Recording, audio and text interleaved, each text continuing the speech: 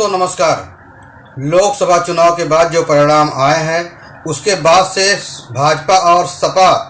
एक दूसरे पर कटाक्ष करना शुरू कर दिए हैं। समाजवादी पार्टी अपने जीत के बाद उत्साहित है, वहीं भाजपा अपनी हार की समीक्षा कर रही है। इसी समीक्षा के बाद भाजपा अब पीडीए के टक्कर में डीपीए ला रही है।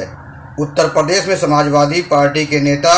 और पूर्व मुख्यमंत्री अखिलेश यादव के पिछड़ा दलित अल्पसंख्यक समीकरण यानी पीडीए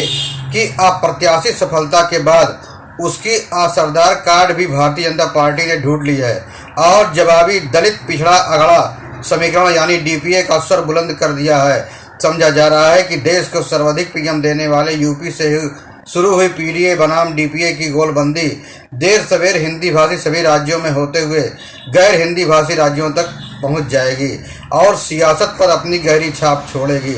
राजनीतिक विश्लेषक मानते हैं कि एक तरफ सामाजिक न्याय आंदोलन मंडल से निकली समाजवादी पार्टी ने अपनी पीडीए मुहिम के सहारे जहां अपने पुराने वोट बैंक को फिर से सहेजते हुए अपनी सफलता हासिल कर ली है, वहीं दूसरी तरफ राष्ट्रवाद और हिंदुत्व कमंडल आंदोलन से मजबूत हुई भाजपा अपनी उदार राजनीति की वजह से हालिया झटका खाने के बाद फिर से संभलने के लिए पुराने वोट बैंक को सहेजने के लिए प्रयास डीपीए के मार्फत तेज कर दी है। चर्चा है कि अब तक अगड़ों दलितों की समिति उपेक्षा करके ओबीसी को बढ़ावा देने वाली और पासमानदा अल्पसंख्यकों को जोड़ने के लिए अथक परिश्रम करने वाली भाजपा को जब आम चुनाव 2024 में यूपी समेत कई राज्यों में रणनीतिक झटका लगा तो उसको ओबीसी वाला सुरूर काफूर हो गया और अब तक का सारा सियासी गुरूर चकनाचूर हो गया, क्योंकि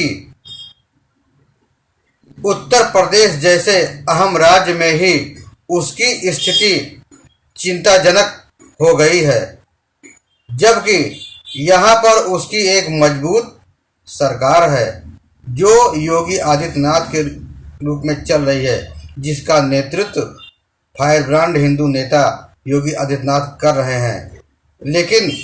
जो परिस्थितियां उभर के सामने आई हैं उससे एक बात तो दिखाई पड़ रहा है कि आने वाले समय में दोनों के बीच सपा भाजपा में जबरदस्त टक्कर देखने को मिल सकता है। बावजूद इसके कड़वा सच है कि उत्तर प्रदेश में कांग्रेस के सहयोग से समाजवादी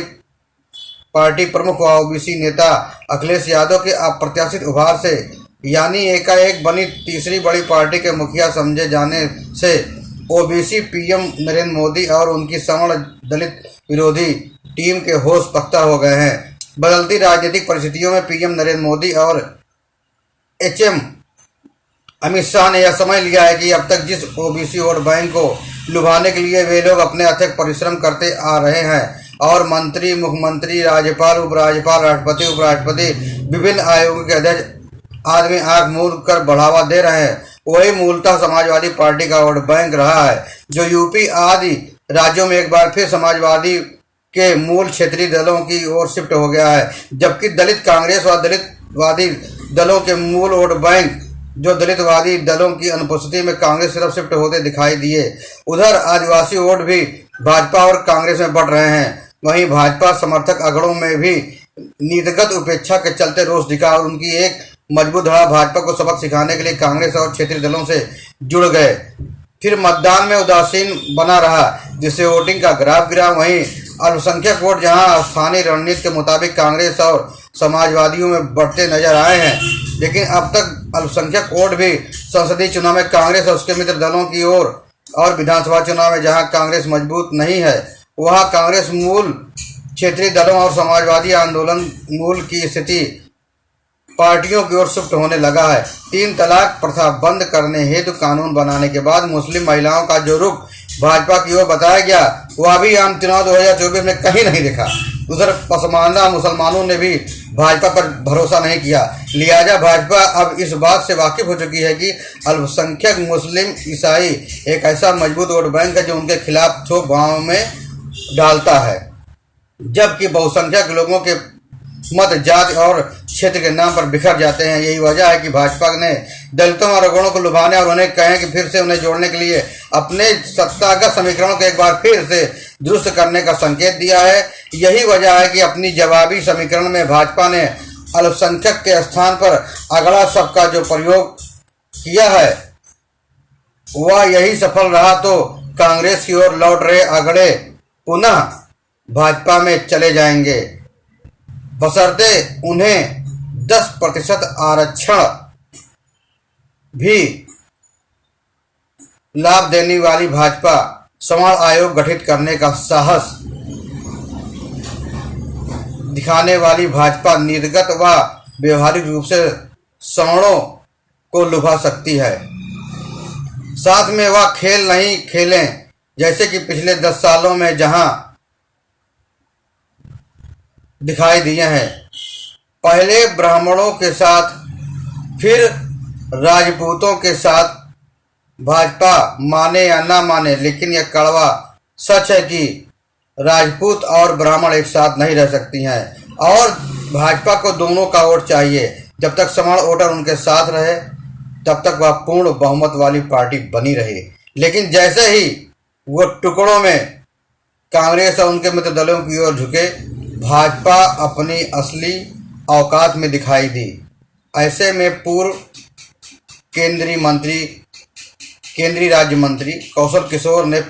डीपीए का जो असरदार दांव चला वह यदि दलित, पिछड़ा और अगड़ा को लुभा लेता है तो न केवल हिंदुत्व को मजबूती मिलेगी बल्कि सामाजिक न्याय भी सधेगा। यही भाजपा के हित में भी है और अखिलेश यादव के पीडीए का असरदार कार्ड भी है, क्योंकि अल्पसंख्यक वोट व्यवहारिक रूप से उस भाजपा को क्षति ही देती है, उसे अगड़े ही पूरा कर सकते हैं। भाजपा का यह दांव कितना सफल होगा या तो आने वाले समय में ही पता चलेगा, लेकिन सन 2027 के विधानसभा चुनाव को देखते हुए भाजपा अपना नट बोल्ट कसना शुरू कर दिया है, जिसकी शुरुआत डीपीए लाकर कर रही है। इसलिए आने वाले समय में दोनों पार्टियां और भी आक्रामक हो सकती हैं। दोनों में जनता के बीच कितनी पैठ अच्छी होगी या तो आने वाला समय ही बताएगा कि भाजपा की पैठ अच्छी बन रही है जनता में या समाजवादी पार्टी की बन रही है, तो